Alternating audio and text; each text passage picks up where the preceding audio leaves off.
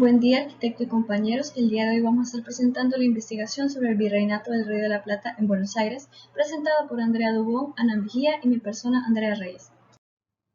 Buenas tardes, yo les voy a hablar sobre la extensión territorial. El Virreinato del Río de la Plata fue creado en 1776 por orden de Carlos III. Si bien esta fue la primera fundación, fue nada más de carácter provisional, ya que en 1777 se realizó la definitiva. Abarcó los actuales territorios de Argentina, Bolivia, Uruguay, Paraguay, partes del sur de Brasil y el norte de Chile.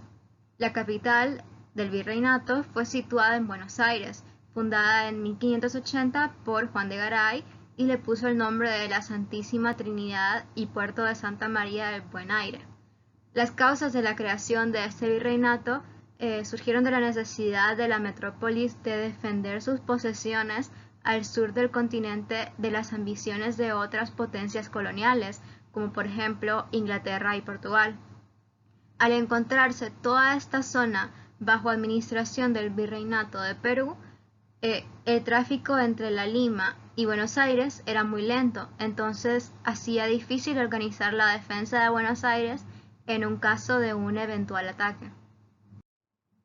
El 18 de noviembre de 1811 abandonó el cargo el último virrey, quien fue Francisco Javier de Lío, dejando el mando al entonces gobernador de Montevideo, que es la capital de Uruguay, a Gaspar de Vigodet, quien pasó a ser la máxima autoridad española como capitán general y gobernador de las provincias del Río de la Plata.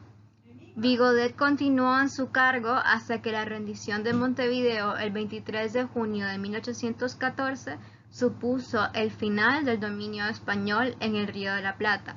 Quiere decir que el virreinato abarcó desde el año 1776 hasta el año 1814. Ahora les voy a hablar sobre los hechos relevantes. Tenemos que en 1777 tuvo lugar el 27 de octubre la creación del Virreinato del Río de la Plata, como ya les había comentado antes. En 1806 los ingleses buscaban nuevos mercados. Esto sucedió por el auge de la primera revolución industrial. Entonces invadieron Buenos Aires en dos oportunidades. En ambos fueron derrotados y rechazados por el pueblo criollo y español, y además formaron milicias populares armadas.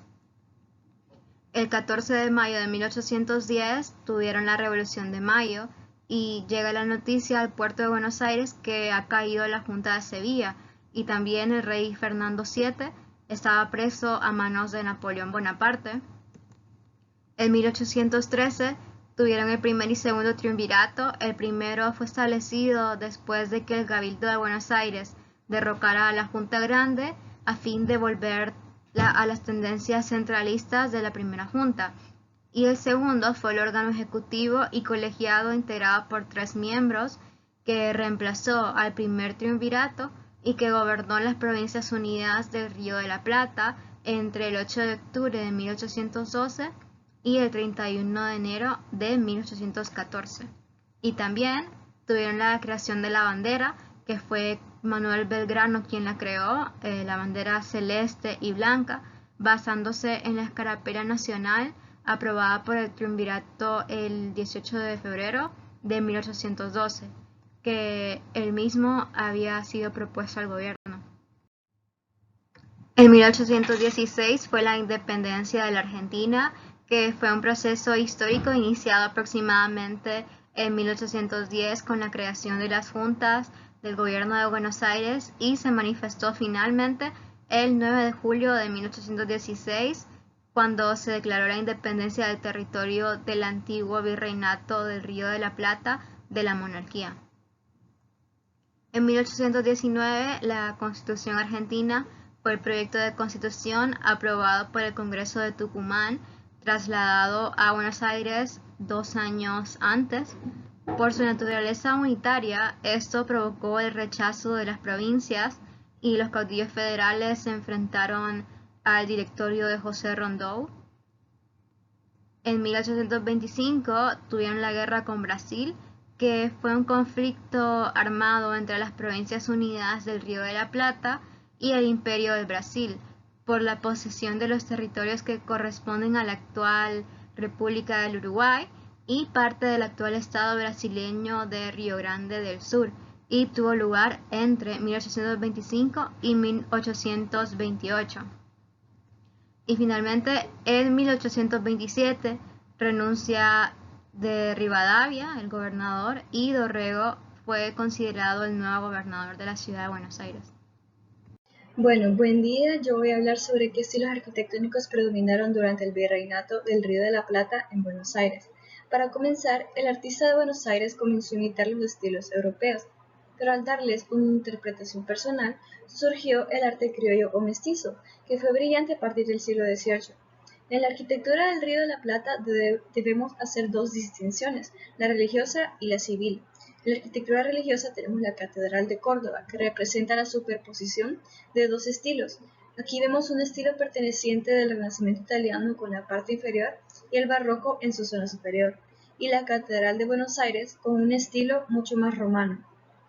Con respecto a la arquitectura civil, en la época colonial estuvo sujeta a las disposiciones de las leyes de las Indias, que se consideraban como un punto de partida del trazado de una ciudad, que estaba como en una forma cuadrangular de la Plaza Mayor, desde donde debían salir las cuatro calles principales. En Buenos Aires, la máxima expresión de la arquitectura pública fueron los edificios del Cabildo, el Fuerte y la Répoga. Es interesante ver cómo la simplicidad del estilo barroco rioplatense se aprecia claramente en Buenos Aires, en las iglesias de San Ignacio, la Basílica de Nuestra Señora del Pilar, la Catedral y el Cabildo de la misma ciudad. En cambio, en la ciudad del interior se nota un barroco mucho más elaborado. Para continuar, la arquitectura durante este periodo presenta diferentes características como el que eran de más de una planta de elevación y por eso eran llamadas altos, y un patio con aljibe rodeado de brocal. Las casas de los habitantes de la clase elevada están adornadas con colgaduras, cuadros y otros ornamentos muebles decentes. Las casas se construyeron más sólidas y más amplias, adoptándose la disposición española que eran un zaguán, un patio rodeado de habitación y a veces en el fondo un huerto o un corral. Los pisos se pavimentaban con ladrillos y las puertas se fabricaban con madera dura. Después se adaptan a casas con azotea con caños salientes o gárgolas para el desagüe de las aguas pluviales. Y por último, las puertas de la calle son amplias y de cuarterones. Como edificación emblemática escogimos a la Catedral de Córdoba, que como podemos ver en su fachada, la catedral representa la superposición de dos estilos arquitectónicos, que es el del Renacimiento italiano en la parte inferior y el barroco en la zona superior. Como ubicación y datos generales tenemos que la Catedral de Córdoba es la iglesia matriz de la ciudad de Argentina de Córdoba, capital de la provincia del mismo nombre. Es monumento histórico nacional desde el año 1941 y la catedral se encuentra en el núcleo histórico de dicha ciudad. Y también tenemos que los planos datan de 1577 y empezó a construirse en 1599, pero ese edificio original se derrumbó en 1677. Años después es que en el mismo lugar se inicia la construcción de esta joya de la arquitectura colonial en Argentina. Algunos de los elementos arquitectónicos que tenemos en la fachada son dos torres con una terminación barroca en sus cupulines con decoraciones nativos de instrumentos que le dan el toque mestizo y que enmarcan un pórtico manierista de líneas clásicas, proyecto del arquitecto y hermano jesuita Andrea Bianchi. Como vemos en la imagen, ahí están las dos torres. También tenemos la solución del ingreso de luz a la nave central, que se soluciona con una ventana sobre su fachada que recuerda la implementada por el célebre arquitecto italiano León Battista Alberti, quien lo incorporó también en la iglesia de San Andrés en la ciudad de Mantua. Y como podemos ver ahí, esa es la iglesia de San Andrés.